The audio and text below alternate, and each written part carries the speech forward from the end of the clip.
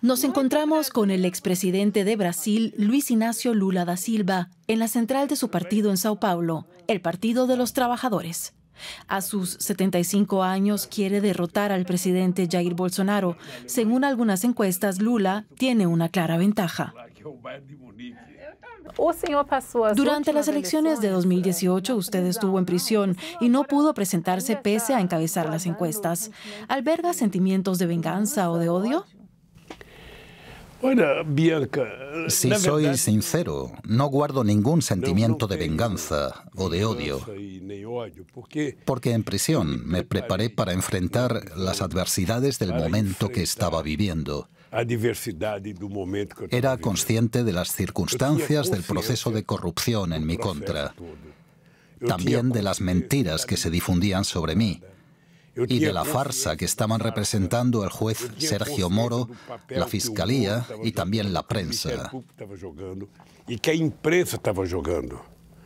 Porque el comportamiento de la prensa en los últimos años también contribuyó en parte a lo que estamos viviendo actualmente, con un gobierno de Bolsonaro nazi, fascista y de ultraderecha que realmente lo está haciendo todo mal. Lo pasado, pasado está. He ganado y probé que lo que dije era verdad. Ahora soy libre y vamos a luchar. Era verdad, estoy libre y vamos para la lucha. ¿Reconoce hoy en día su país? Algo antes de dejar la presidencia, en marzo de 2009, Brasil era la sexta economía mundial y estaba experimentando un crecimiento, tanto en lo que se refiere al crecimiento interno como en lo que respecta a la defensa de su soberanía como nación, y también en cuanto a su participación en la política internacional.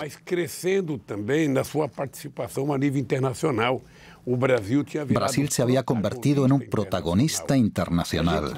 Fueron años dorados en América Latina y en Brasil. Desgraciadamente, ahora estamos viviendo una fase muy complicada y delicada en la que la política está negada.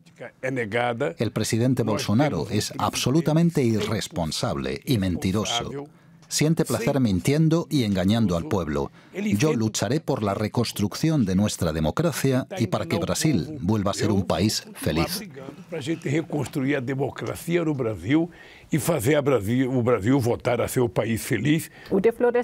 Una política contestada del actual gobierno de Bolsonaro es el dramático aumento de la deforestación de la selva. Al mismo tiempo, se ha debilitado la lucha contra el cambio climático. ¿Se podrá revertir este proceso? Reparar ese proceso, reverter. Eso es plenamente posible. Primero porque tenemos una sociedad en la que día a día está creciendo la conciencia medioambiental. Muchos brasileños y personas de todo el mundo saben que hoy en día no se puede pensar en el desarrollo económico sin tomar en cuenta la protección del medio. Es posible compatibilizar el crecimiento agrícola con la protección ambiental. Igualmente se puede fomentar el crecimiento económico e industrial y al mismo tiempo preservar el medio ambiente. Es posible lograr un crecimiento industrial preservando la cuestión ambiental. Para eso, ¿qué tiene que ocurrir? Tenemos que mejorar la calidad de vida manteniendo nuestros ecosistemas intactos y una alta biodiversidad, porque la sociedad puede obtener un beneficio con ello. La región de la Amazonía es lo suficientemente rica para servir al conjunto del planeta con su biodiversidad. Ela pode ser repartida con el planeta Tierra. Como yo fiz cuando yo era presidente. Esto es justo lo que yo impulsé cuando creamos junto con Noruega y Alemania el Fondo Amazonía. Gracias a él pudimos reducir la deforestación y reforestar. Allí no se necesitan monocultivos de soja ni ganadería. Lo que se necesita es cuidar una biodiversidad que el mundo entero necesita. Brasil podría cerrar acuerdos con todo el planeta para que nos ayuden a proteger la Amazonía en lugar de destruirla. ¿Qué es lo que habría hecho distinto en la pandemia a Bolsonaro, cuyo auxilio de emergencia para necesitados fue elogiado? Cualquier ser humano de este planeta lo habría hecho mejor que Bolsonaro en esta pandemia, porque no ha sido capaz de hacer nada bien. No ha entendido la pandemia, ni ha entendido el coronavirus. En lugar de entenderlo, lo negó todo. Al principio era para él una pequeña gripe por la que solo morirían unas pocas personas mayores, que para él como atleta no constituía ningún riesgo. Luego pasó a declarar enemigos a todos los políticos que se guiaron atendiendo a datos científicos y al consejo de los médicos. Si ahora llamamos a Bolsonaro genocida, es por la parte de responsabilidad que ha tenido en la muerte por COVID de 600.000 personas en este país debido a su comportamiento. Tendría que haber comprado vacunas mucho antes. Ahora, una comisión parlamentaria de investigación desveló que hubo mucha corrupción en el intento de compra de vacunas. Creo que en algún momento se juzgará a Bolsonaro por ello. Y por eso tiene miedo. Todas las locuras que Bolsonaro dice, que no cederá su puesto, que para él las elecciones no tienen ningún valor si no volvemos a las papeletas impresas. Son cosas que solo dice porque sabe que va a perder y que después acabará en prisión.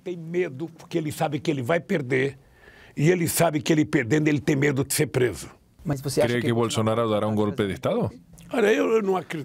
No creo que nuestra sociedad vaya a permitirlo. Su gran golpe ya lo dio cuando las elecciones de 2018. Porque aquella fue la primera vez que un presidente electo se implica en un asunto de noticias falsas.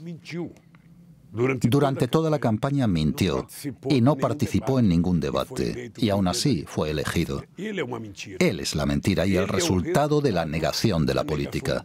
Creo que hoy en día es el representante de la extrema derecha en el mundo.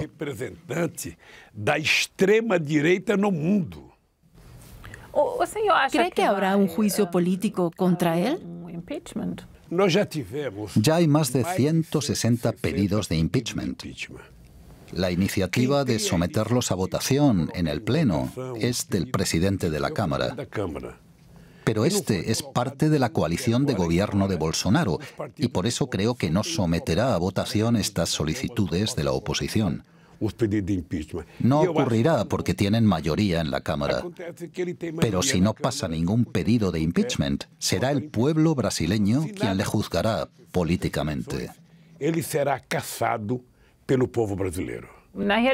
Al principio, Bolsonaro se posicionó contra el establishment político. Dijo que rompería con la vieja praxis del enriquecimiento a través de la corrupción. Pero ahora está ligado estrechamente al bloque de centro llamado Centrão, tan implicado en procesos de corrupción. ¿Le servirá para salvarse?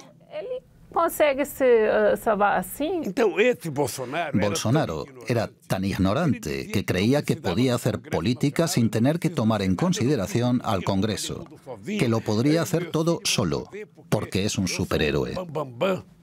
Queda claro ahora que es políticamente incompetente y que no entiende nada de economía, ni de cuestiones sociales, ni de cuestiones sindicales.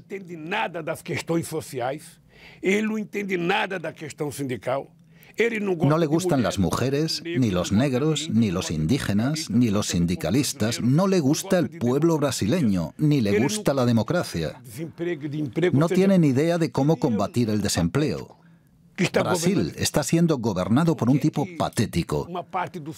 ¿Por qué le siguen apoyando parte del mundo de las finanzas y de la élite económica brasileña? Porque les da todo lo que quieren. Aprobó una reforma de las pensiones que ha mermado los derechos de los trabajadores. Ha aprobado una reforma del empleo que ha perjudicado a los trabajadores y a los sindicatos. Cada vez hay menos empleo formal y más trabajadores informales en Brasil. El salario promedio de la clase trabajadora y la renta per cápita han caído. Es un presidente con fecha de caducidad, que serán las elecciones de 2022. Brasil siempre ha tenido unas relaciones sanas con el resto del planeta, sin contenciosos internacionales. Este hombre ha logrado destruir todo esto. Apartó a Brasil de todos y logró que todos los países se distancien de Brasil. Durante su mandato y el de Dilma Rousseff se registraron varios escándalos de corrupción, lo que perjudicó la credibilidad de su Partido de los Trabajadores y la suya propia. ¿Se siente de algún modo responsable del ascenso de Bolsonaro? Creo que yo y los 215 millones de brasileños somos en algún sentido responsables por Bolsonaro. Ningún gobierno brasileño ha creado más mecanismos para combatir la corrupción que el gobierno del Partido de los Trabajadores cuando yo estaba. Cuando me acusaron de corrupto, fueron muchos los que trataron de convencerme de que abandonara el país. Pero yo no quería acabar en los periódicos con una foto y el titular «Lula fugitivo». Quería probar mi inocencia. Por eso fui a prisión. Por eso le dije al entonces fiscal Moro que era un mentiroso y acusé al Ministerio Público de haber construido un caso con falsedades. Estuve 580 días preso, pero salí con la cabeza bien alta y no sé si aquellos que me acusaron pueden tener la cabeza alta. Podría decirse quizás que uno de sus mayores logros durante su mandato es que usted consiguió que 40 millones de personas saliesen de la pobreza.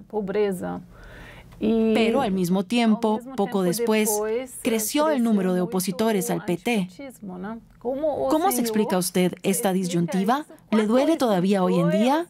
¿Cree que es algo que pueda perjudicarle ahora? Si algún día te dedicaras a la política, no hagas nada esperando agradecimiento.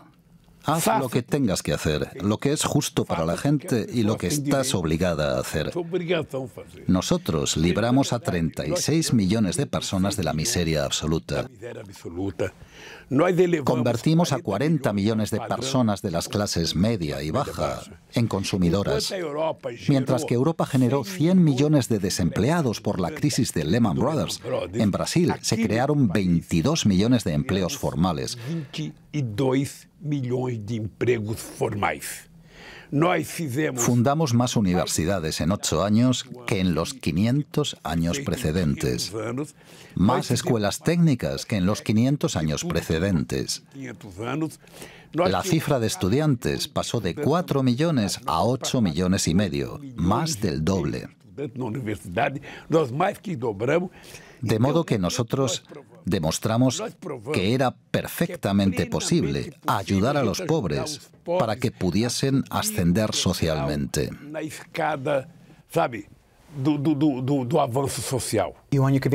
¿Se presentará a las elecciones del año próximo? ¿Y qué hará para evitar escándalos de corrupción como los ocurridos bajo su presidencia? Yo podré presentarme si mi partido me nombra candidato, si estoy bien de salud y si consigo construir una alianza política que me permita no solo ganar, sino gobernar. Si todo esto se cumple, nosotros nos dedicaremos a combatir la corrupción las 24 horas del día, como se hizo bajo nuestro gobierno. La gente en Brasil conoce el trabajo del Partido de los Trabajadores y sabe por qué hubo una tentativa de destruir al PT. No fue debido a la corrupción ni a una mala gobernanza. Si se intentó destruir a mi partido fue por algo llamado inclusión social. Cuando comenzamos a becar a la gente más pobre del país para ir a la universidad, cuando la hija de una empleada doméstica comenzó a estudiar en la universidad, cuando hijos de obreros comenzaron a titularse de ingenieros, cuando los hijos de la gente pobre comenzaron a estudiar diplomacia, eso fue demasiado para algunas personas, ya que este país proviene de una mentalidad esclavista. Pero yo no tengo otros planes para mi vida, aparte de intentar luchar para recuperar y garantizar la democracia. Soy una persona muy sencilla y humilde. No pretendo iniciar una revolución. Lo que quiero es garantizar que el pueblo brasileño tenga derecho a comer 3 veces al día, que cada ciudadano tenga acceso a una universidad, a una educación de calidad, que las personas tengan derecho a una vivienda. Quiero garantizar que la gente pueda disfrutar de actividades de ocio y cultura, que quien quiera trabajar en el campo tenga tierras para cultivar. Estoy hablando de derechos sencillos, recogidos en la Constitución. ¿Es mucho? No, es poco. Volviendo al tema de la candidatura. Muchos brasileños opinan que en un país tan polarizado sería necesario un presidente de tendencias no tan definidas. Si usted ganase las elecciones, eso significaría una parálisis para el país, porque la derecha bloquearía todo. Que o país ficaria parado na realidade, porque a direita bloquearia tudo. ¿Por qué no dejar a un nuevo candidato más joven, no señalado? Quizás un candidato que represente la tercera vía. Candidato de terceira vía. Mas só quem pode deixar é o povo. Quien debe decidir eso es el pueblo. ¿Usted tiene acaso un candidato de tercera vía? Personalmente yo no necesito ser candidato, pero yo tengo un partido político y una mayoría social que quiere que me presente. ¿Por qué debería renunciar para facilitarles el camino a mis adversarios? Lo que yo aconsejo aquí es que cualquiera que no quiera que Lula sea presidente, no vote por Lula. Que quiser evitar que o Lula seja candidato, não vota no Lula. ¿Cierto? Todo aquel que reclame que haya otros candidatos debería proponerlos. Lo que no podemos es aceptar mentiras como que Lula no puede presentarse porque si gana las elecciones va a polarizar el país. Estupendo. Precisamente quiero polarizar. Quiero decirle a la cara a Bolsonaro que es un mentiroso, que no sabe gobernar este país, que no entiende la dimensión de los problemas del país, que es un charlatán. Eso es lo que quiero decir. Si eso es polarizar, pues muy bien. Ahora él va a hacer campaña utilizando a los paramilitares, amenazando y agrediendo a la gente, mintiendo descaradamente. Así que, ¿cómo voy yo a permitir que un presidente que cuenta 4 mentiras por día siga dirigiendo este país?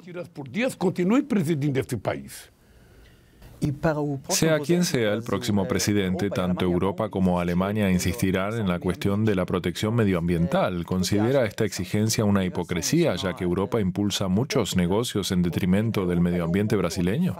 Negocios en detrimento do medio ambiente brasileiro. En Brasil asumimos un compromiso, disminuyendo la deforestación de la Amazonía en un 80%.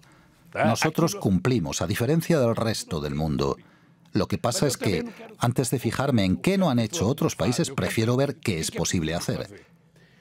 Necesitamos una energía limpia. Es una cuestión importante para todo el planeta. Lo que yo pienso en el caso de Brasil es que si nosotros ganamos las elecciones, vamos a proponer una conferencia para discutir cómo podemos impulsar la protección medioambiental existente en todo el mundo. Cómo podemos proteger los bosques existentes, así como proteger y mejorar la calidad de las reservas de agua dulce del planeta. De lo contrario, la humanidad deberá pagar un alto precio. Porque si a gente no fizer isso, fica tudo más caro. Creo que Brasil y la Amazonía, que no solo ocupa Brasil, sino toda Sudamérica, disfruta de una gran riqueza en biodiversidad que puede ser utilizada para crear empleo y mejorar las condiciones de vida de todos los pueblos que la habitan. Y esto debe ser hecho sin arrogancia y sin discusiones ideológicas, sino con una gran disposición, pensando en el aire que vamos a respirar y en la temperatura que necesitamos para sobrevivir. Eso es lo que está en juego. ¿Cómo pretende conciliar su política medioambiental con el sector agrícola de enorme importancia en Brasil? Brasil tiene una gran producción agrícola y eso me alegra mucho. Nuestra agricultura está muy avanzada a nivel tecnológico. Por eso creo que no se puede relacionar todo este sector con el delirante discurso de Bolsonaro. Hay muchos empresarios agrícolas que saben que deben cuidar y preservar el medio ambiente, porque de lo contrario, dentro de poco tiempo la gente dejará de comprar nuestros productos. Porque senão, daqui a pouco as pessoas não compram os produtos que nós produzimos. De modo que cuidar del medio ambiente atiende también a los intereses de quien pretende exportar aquello que produce aquí. Podemos producir más carne y más soja sin necesidad de deforestar. La Amazonía producirá riqueza y aportará capital a Brasil siempre que la tratemos de un modo diferente, cuidando de su biodiversidad y manteniendo sus ecosistemas. Eso es lo que tiene que entender la gente. Mantendo o ecossistema, sabe? É o que as pessoas precisam entender. ¿Cómo pretende reencauzar la economía brasileña, reforzando al Estado o al sector privado? Olha, essa é uma discussão. Vaya, y yo que pensaba que ese debate ya estaba superado. Déjeme decirle una cosa, el Estado no puede ser un Estado empresarial. Yo no defiendo que todas las empresas pertenezcan al Estado. Lo que yo quiero es un Estado fuerte, para que esté en disposición de impulsar políticas sociales y de impulsar el desarrollo. Por eso defiendo la banca pública y también empresas públicas como las energéticas, Petrobras y Electrobras. Sin embargo, algunos países han experimentado en los últimos 20 años un fuerte cambio, como Nicaragua, Venezuela y Cuba, países que tenían vínculos con su partido. Eso es muy feo.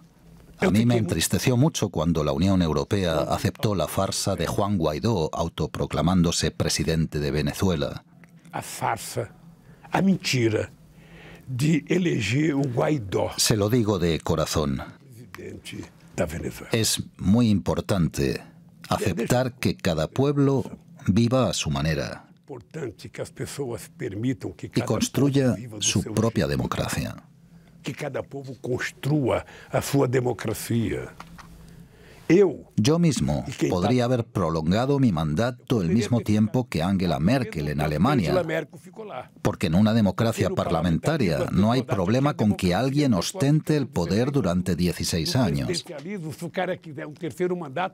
Mientras que en un presidencialismo, a partir del tercer mandato se considera una dictadura. Yo tenía un 87% de aprobación cuando mi partido quiso postularme para un tercer mandato, pero yo no quise. ¿Y sabe por qué? Porque yo creo en la democracia y en la alternancia del poder. Eso le dije a Hugo Chávez, se lo digo a Daniel Ortega y también se lo digo a Cuba. ¿Y no es hora de que el Partido de los Trabajadores exija a Cuba que permita las protestas y la democracia? Yo no solo defiendo eso, como ya he dicho muchas veces. Cuando yo era aquí presidente de la República, hubo muchas huelgas y protestas contra mi gobierno.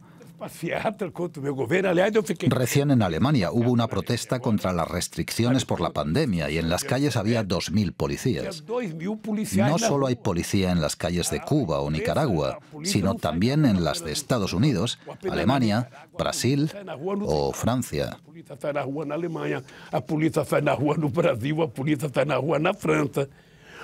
Lo que no podemos hacer es quedarnos solo con el simbolismo de las cosas. El problema del mundo no es Nicaragua, ni Venezuela, ni Cuba. El problema es la concentración de riqueza en manos de unos pocos países y de unas pocas empresas. Concentración de riqueza na mão de poucos países y de pocas empresas. ¿Pronostica usted que la violencia empañe las próximas elecciones? ¿Tiene usted miedo quizás como político por su propia persona? No. Este país tiene su propia historia política y hemos de respetarla. No tenemos esa costumbre como en Estados Unidos, donde atentaron contra Reagan y asesinaron a Lincoln y a Kennedy. Aquí no ha pasado nada así. Já mataram Kennedy. Aquí no Brasil no tem essa história. ¿Pero no cree que esta vez puede ser más peligroso por los cambios experimentados por la sociedad? A sociedade mudou, né? Pode ser mais perigoso, mas a minha fé em Deus aumentou. Podría ser, pero yo también creo cada vez más en Dios. Y creo que Dios sabe quién tiene razón y quién no. Sabe, eu acho que Deus sabe quem está certo y quem está errado. Obviamente seremos cautelosos. ¿Usted sabe cuántos años hace que yo no voy a un restaurante? ¿Cuántos años faz que eu não vou num restaurante, Bianca? Más de 30 años. Yo tengo cuidado. Usted nunca me encontrará en un bar o en un restaurante. Apenas salgo porque no quiero provocar ni generar animadversión con nadie. Así que tendré cuidado y apostaré por una campaña efectista. Escuche, yo tengo fe en Dios y confío en que la democracia le gane las elecciones al fascismo en Brasil. Porque Brasil no está polarizado. Por el amor de Dios, dígale a los alemanes que la disputa entre Lula y Bolsonaro representa la disputa entre la democracia y el nazismo en Brasil. Eso es lo que está en juego. Muchas gracias por la entrevista. Obrigado. Gracias, muchas gracias.